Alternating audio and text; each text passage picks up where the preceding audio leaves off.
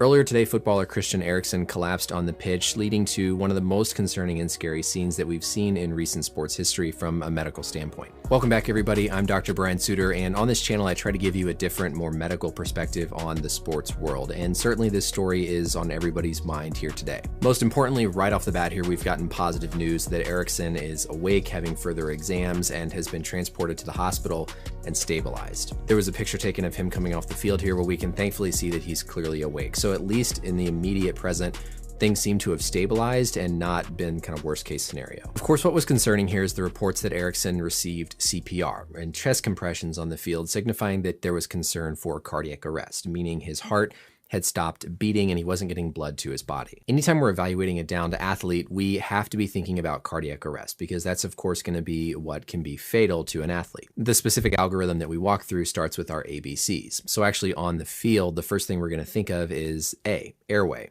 Then we move on to breathing. And then the third thing is the circulation. But in basic life support, whenever you come upon somebody who's down, collapsed, whether it's on a soccer pitch or out in public, the first thing you do after checking to see if they're aroused for a few seconds is you check their pulse. With basic life support, if somebody doesn't have a pulse, you try to call for help, and then you start doing CPR, or cardiopulmonary resuscitation, which are chest compressions. Cardiac arrest is essentially when the heart stops beating, and usually this is from an arrhythmia or abnormal electrical activity of the heart. Those arrhythmias can be caused by all kinds of other different things, which I won't speculate on, but the bottom line is the heart stops beating to squeeze blood to the body. So the act of CPR is intended to press on the chest to allow the heart to squeeze to get blood out to the body, and then relax to allow the heart to fill back up with blood. The ultimate thing we're trying to do then is get an AED or an external defibrillator to the person as quickly as possible to apply an electrical charge to try to reset that abnormal heart rhythm, to get the heart beating back correctly. What we have at the end of the stretcher here is probably some type of cardiac monitor that is still actively monitoring his cardiac rhythm, and potentially also these sometimes are delivering a shock to defibrillate if necessary. On the broadcast, there was some thought about, well, did he get hit in the head? What exactly happened here? They were trying to look at the way that Eriksen stumbled and fell and see if they could gain anything from that. And that's where I think the speculation gets a little bit dangerous. With cardiac arrest, the heart is not beating. And so most importantly, you're not getting oxygenated blood that flows to the brain. What that results in is you start to get lightheaded, you get dizzy, and you lose your awareness and your consciousness. And so when we see Eriksen stumble here, likely that's just because he was losing that alertness. He was losing that consciousness because of low blood flow to the brain.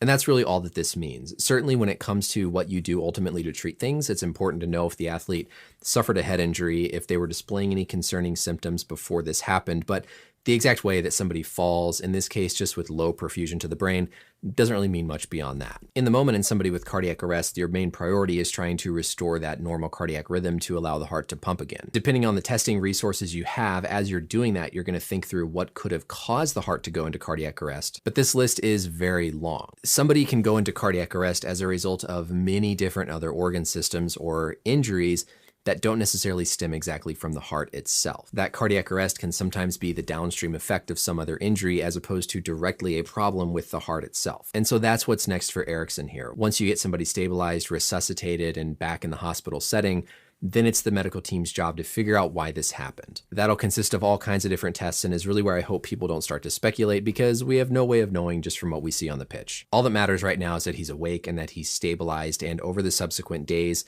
that's when they're going to do their evaluation to figure out why exactly this happened. There's zero reason to speculate on his future in football or anything else that could have happened here at this time. The medical team did their job to resuscitate him and arguably save his life when it comes to doing CPR and getting that defibrillator on to restore that heart rhythm as soon as possible. Also, before all these sporting events, the medical team goes over their emergency action plan. So they talk with the emergency medical services, the paramedics, they talk with the athletic trainers, the physicians, and they have a plan for these types of events.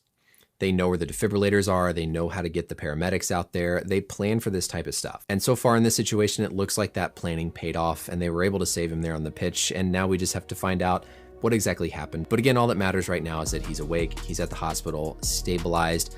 Thankfully, the best outcome we could hope for after something that was very scary on the field. That's it for the video, everybody. Thankfully, about the best thing we could hope for after seeing what initially unfolded on the field.